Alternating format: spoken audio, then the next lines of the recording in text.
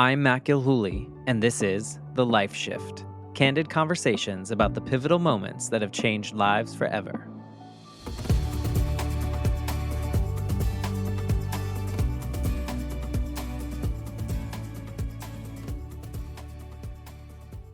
Hello, my friends. I'm Matt Gilhooly, and I am the host of the Life Shift podcast, and I am the lucky one.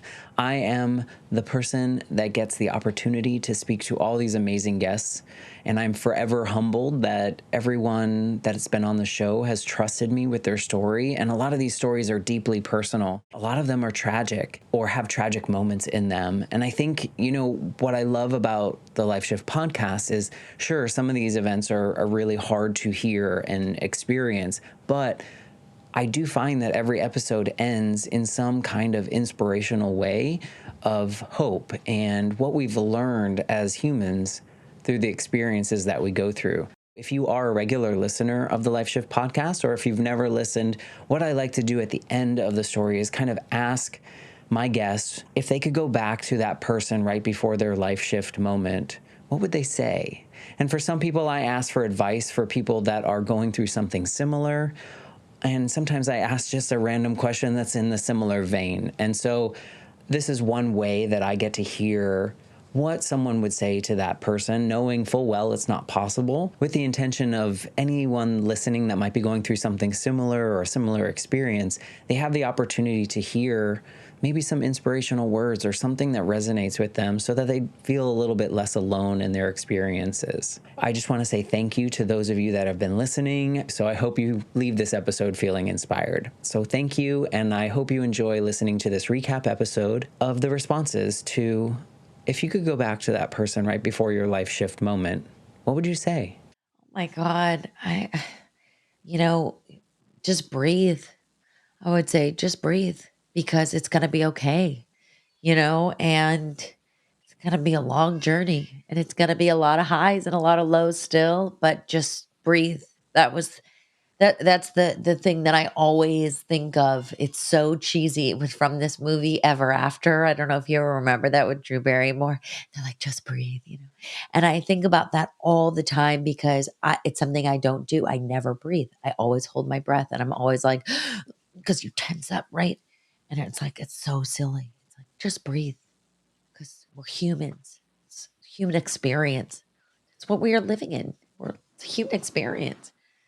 I would say to stick to her gut, because there are many things that I held myself back from doing or did, even though I didn't want to do them, because of the fact that, again, I felt like I had to. And I feel like as people, but especially as women, I feel like we're very intuitive, and we talk ourselves out of trusting that feeling. And we try to say, like, nope, that's like not right. We're overthinking it. But 9 times out of 10, I find that my gut is right. And so I wish I had listened to that earlier, whether it's about like business projects I didn't want to take on, or again, starting my company when I did. That's the one gut feeling that I listened to. But I feel like I wish I started doing that earlier, until it got to the point where I was like, I need to just follow what I want to do, if that makes sense. I will remind her what a complete stranger told me that day. So when the guy had made a decision that I'm a prostitute, I need to go back to Cameroon, he called 2 female officers to perform the body search on me, removed my shoelaces from my tennis shoes, and sat me on a bench waiting to be processed. As I was sitting there, desperate, completely lost and confused, wondering what was happening, another immigration officer was passing by, and he stopped. If you know anything about LAX, it's crowded. So I don't know how he noticed me, but he did. He stopped and he asked me, "What's happening, sister?" And I don't know what I was telling him because, again, I wasn't speaking English like that. But I started talking. And he stood there, listen. Whatever I was saying, maybe I was mixing French with my language and some English in between. But he stood there and listened to me. And whatever I said, at the end, he just told me, "It's going to be all right." And that simple sentence, I never forgot it. So if I had to say something to that me sitting on that bench, I would say the exact same thing that officer told me. It's going to be all right. And I want to say the same thing to whoever is listening to this show, which, by the way, I want to take a moment to appreciate you for allowing these stories to be shared because beyond, as you were talking about, beyond expertise, we are humans. And it's humans who transform because we understand each other. That's how we can help each other, even with our skills, with our services, with our products. The only way we can truly help people is because we understand them. So if someone is listening to this show, I don't know if you're about to give up or you're going through a tough time or you just need encouragement, I just want you to hear this. It's going to be all right. Doesn't matter what it looks like right now or what it feels like right now. It's going to be all right. Yes.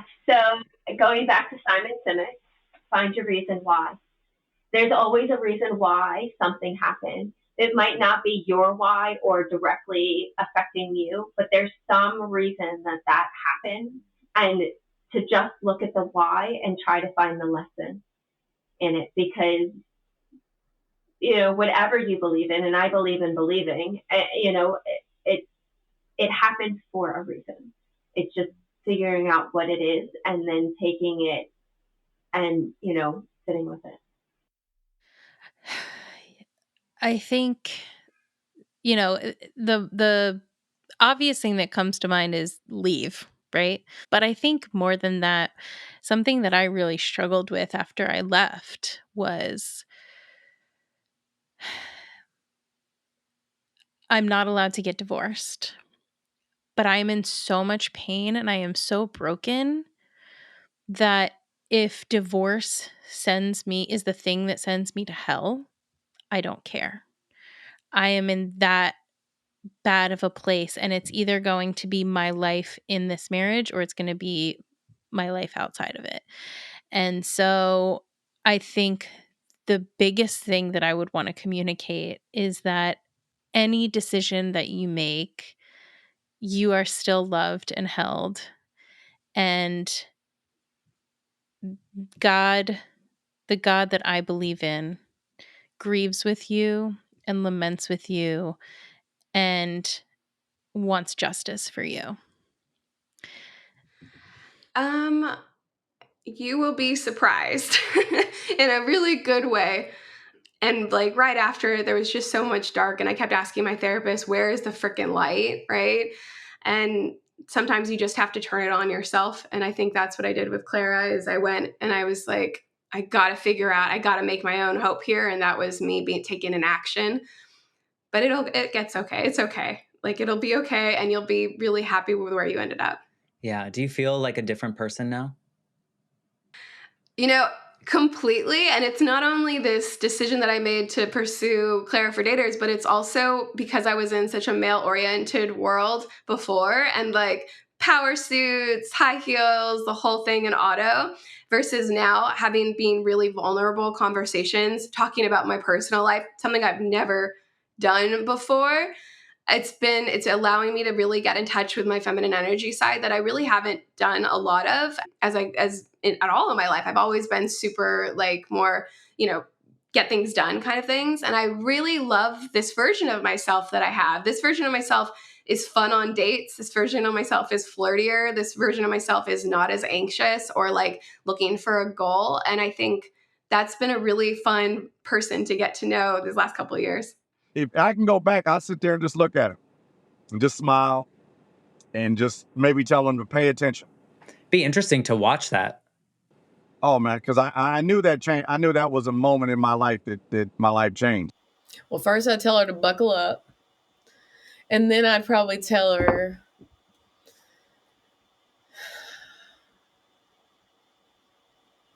I don't even know what kind of advice you could give, but I would just say probably to myself that everything's going to work out the way that it's going to work out, and everything's just going to be okay because it just has to be. And so I think that that's what I would say. I would say breathe. I would just say take a step back, put your phone on airplane mode or just silence your notifications and just get in touch with that inner dialogue.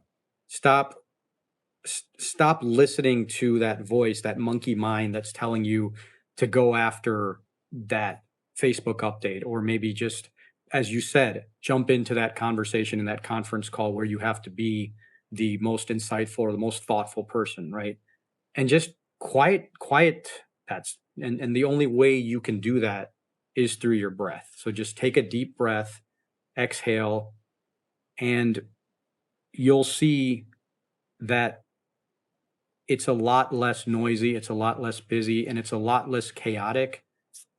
And you're okay. You know, you're safe. And, tomorrow's another day. This brings up a whole bunch of other stories, but I was very fortunate to have two older male mentors in my life, and one of them was a gay priest, Roman Catholic priest. And he told me, don't worry about it. You might think that you're a caterpillar right now and all spiky and not interesting, and you might feel like you have to camouflage yourself and hide away, but there's going to come some metamorphosis and some change, and there is this butterfly inside you. And I mean, that's not the thing you say to a 17 or 18-year-old boy. I was like, oh my gold butterfly, good lord. But I cannot tell you how many times I have thought back to that little phrase and thought, someone sees a butterfly in me.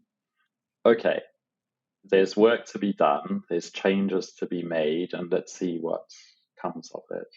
And that was very hopeful.